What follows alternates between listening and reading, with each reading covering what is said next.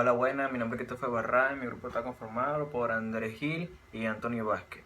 Yo les vengo a hablar sobre retroalimentación en amplificadores. Consiste en tomar parte de la señal de salida de un amplificador y aplicarlo de nuevo a la entrada a través de una red eléctrica dada. Es un circuito electrónico generado integrado que tiene dos entradas y una salida. La salida es la diferencia de las dos entradas multiplicado por el factor de ganancia. El amplificador con realimentación es una alternativa a los amplificadores con realimentación en voltaje, también llamados operacionales.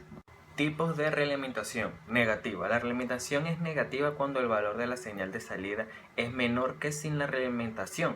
Para ello, la señal de salida que se toma como muestra es aplicada o puesta en fase a la señal de entrada. La realimentación negativa disminuye la ganancia del amplificador y a pesar de ello, la inmensa mayoría de los amplificadores utilizan esta variante de realimentación debido a las muchas ventajas que se obtienen con la aplicación de este principio, tales como el aumento de la estabilidad y el ancho de banda, la disminución de la distorsión de la frecuencia y de no linealidad, así como el ruido y el cambio a la resistencia de entrada y salida. Todo esto incrementa notablemente la calidad y la versatilidad de los amplificadores.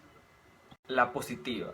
La realimentación es positiva cuando el valor de la señal de salida es mayor que sin la realimentación. Esto se logra cuando la señal de salida que se toma como muestra es aplicada en fase con la señal de entrada. El resultado de la realimentación positiva es contra la realimentación negativa, es decir, se incrementa el ruido, la ganancia y la distorsión, disminuyendo el ancho de banda y la estabilidad, por lo cual este efecto no es aconsejable para los amplificadores. Sin embargo, puede ser aprovechado con gran eficacia en los circuitos osciladores.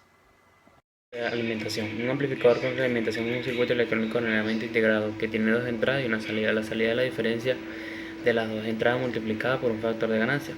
El amplificador con realimentación es una alternativa a los amplificadores con realimentación en voltaje, también llamados operacionales. Estabilidad de los amplificadores. La variación debidas al envejecimiento, temperatura, situación de componentes, entre otros, hacen que produzca variaciones en el amplificador básico y por consiguiente al amplificador realimentado.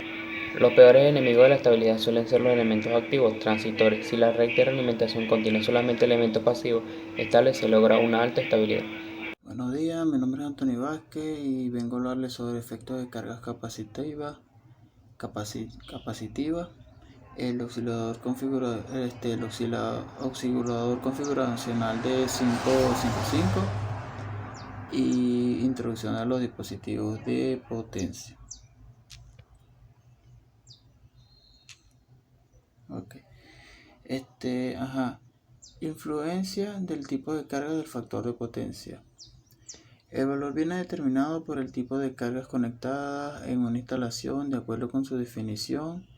El factor de potencia es adimensional y solamente puede tomar valores entre 0 y 1 en un circuito resistivo puro recorrido por una corriente alterna a la intensidad y tensión de la fase.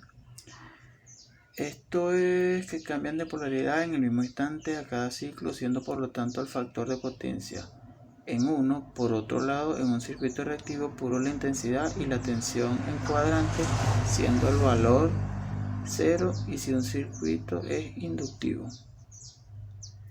El oscilador con el 555 se configura de dos maneras. Configuración estable. Si el circuito está conectado en los dos pines, en el pin 2 y en el 6 estarán conectados. Se activará y se ejecutará libremente como un multivibrador. El condensador externo se cargará a través de R1 más R2. Y así el ciclo del trabajo se puede establecer como precisión por la relación entre estos dos resistores. Configuración monostable. En este modo de operación, el temporizador funciona como un disparo de condensador externo. Se mantiene inicialmente descargando por un transistor dentro del temporizador. Tras la aplicación de un impulso de disparo negativo de menos de un tercio, en el pin 2 se establece un flip-flop que libera el cortocircuito a través del condensador y aumenta la salida. Introducción a los dispositivos de potencia.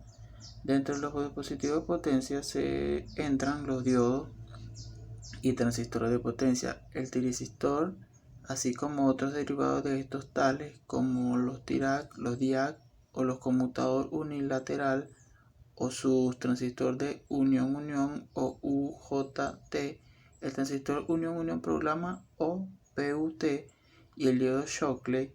Existen transistores de características especiales como los fotoresistores, los transistores de doble puerta y el tiristor bloqueable por puerta GTO.